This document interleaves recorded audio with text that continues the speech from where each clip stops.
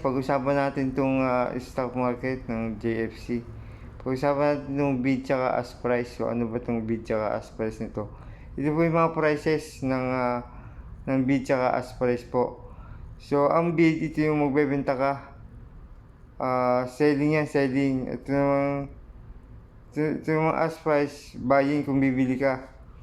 So kung gusto mo madali ang magbenta ng stocks mo, ibaba mo ng 232.40, mas mababa diyan. So gawin mong 232.30 para madali mong mabenta yung stocks mo.